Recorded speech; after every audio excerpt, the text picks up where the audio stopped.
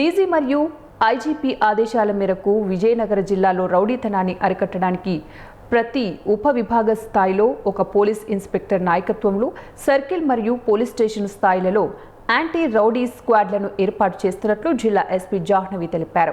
శుక్రవారం సాయంత్రం జిల్లా పోలీస్ శాఖ కార్యాలయంలో ఆమె విలేకరులతో మాట్లాడారు. జిల్లా వ్యాప్తంగా ఎలాంటి చట్టవిరుద్ధ కార్యకలాపాలకు జరగకుండా తగిన నిఘా వహిస్తామని తెలిపారు. రౌడీలు, వారి సంఘాలు, ఆర్థిక లావాదేవీలు, సోషల్ మీడియా కార్యకలాపాలు మరియు ఇతర కదలికలపై నిరంతరం నిఘా ఉంచబడుతోందని, వారు ఏ విధమైన చట్టవిరుద్ధ కార్యకలాపాలలో పాల్గొననున్నట్లు తేలితే వారిపై తగిన చర్యలు తీసుకోబడతాయన్నారు.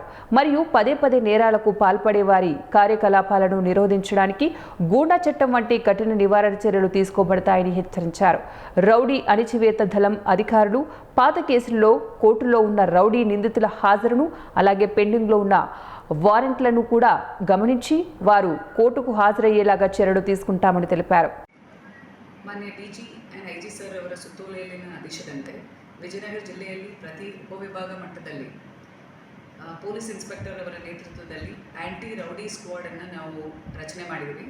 ಈ ಆ್ಯಂಟಿ ರೌಡಿ ಸ್ಕ್ವಾಡ್ ಅಧಿಕಾರಿಗಳು ಮತ್ತು ಸಿಬ್ಬಂದಿಗಳೇನಿದ್ದಾರೆ ಅವರು ಆ ಠಾಣಾ ವ್ಯಾಪ್ತಿಯಲ್ಲಿ ಇರುವಂತಹ ರೌಡಿಗಳ ಮೇಲೆ ನಿರಂತರ ನಿಗಾ ವಹಿಸಿ ಅವರು ಯಾವುದೇ ಅಪರಾಧಿಕ ಚಟುವಟಿಕೆಗಳಲ್ಲಿ ಭಾಗಿಯಾಗಿದ್ದಾರಾ, ಇನ್ನೂ ಅದರಲ್ಲಿ ತೊಡಗಿದಾರಾ ಅನ್ನೋದ್ರ ಬಗ್ಗೆ ಗಮನ ವಹಿಸಿ ಅವರ ದೈನಂದಿನ ಚಟುವಟಿಕೆ, ಆರ್ಥಿಕ ವಹಿವಾಟು, ಸಾಮಾಜಿಕ ಜಾಲತಾಣದಲ್ಲಿ ಅವರ ಚಟುವಟಿಕೆ, ಇನ್ನಿತರೆ ವಿಷಯಗಳ ಬಗ್ಗೆ ಅವರ ಮೇಲೆ ನಿರಂತರ ನಿಗಾ ವಹಿಸಿ ಅವರು ಯಾವುದೇ ತರಹದ ಕಾನೂನುಬಾಹಿರ ಚಟುವಟಿಕೆಗಳಲ್ಲಿ ತೊಡಗಿರುವುದು ಕಂಡುಬಂದಲ್ಲಿ ಅವ್ರ ಮೇಲೆ ಸೂಕ್ತ ಕಾಯ್ದೆಯಡಿ ಕ್ರಮ ವಹಿಸುವುದು ಮತ್ತು ರಿಪೀಟೆಡ್ ಆಗಿ ಈ ಥರ ಒಫೆನ್ಸಸಲ್ಲಿ ಭಾಗಿಯಾಗುವವರ ವಿರುದ್ಧ ಕೋಕಾ ಕಾಯ್ದೆ, ಗೂಂಡಾ ಕಾಯ್ದೆ ಮತ್ತು ಗಡಿಪಾರ್ನಂತಹ ಕ್ರಮಗಳನ್ನು ಕೈಗೊಂಡು ಇವರ ಆ್ಯಕ್ಟಿವಿಟೀಸ್ನ ತಡೆಗಟ್ಟುವುದಾಗಿದೆ.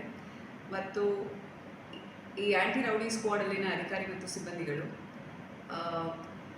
ಹಳೆ ಪ್ರಕರಣಗಳಲ್ಲಿ ರೌಡಿ ಆಸಾಮಿಗಳು ನ್ಯಾಯಾಲಯಕ್ಕೆ ಹಾಜರಾಗ್ತಾ ಇದ್ದಾರೆ, ಅವ್ರ ಮೇಲೆ ವಾರೆಂಟ್ಸ್ ಪೆಂಡಿಂಗ್ ಇದೆಯಾ ಅನ್ನೋದ್ರ ಬಗ್ಗೆ ಸಹ ಗಮನ ವಹಿಸಿ ಅವರು ನ್ಯಾಯಾಲಯಕ್ಕೆ ಹಾಜರಾಗುವಂತೆ ಕ್ರಮ ಕೈಗೊಳ್ಳುವುದು ಸಹ ಒಂದು ಭಾಗ ಆಗಿರುತ್ತೆ. ಸೊ ಈ ರೀತಿ ನಿರಂತರ ನಿಗಾ ವಹಿಸಿ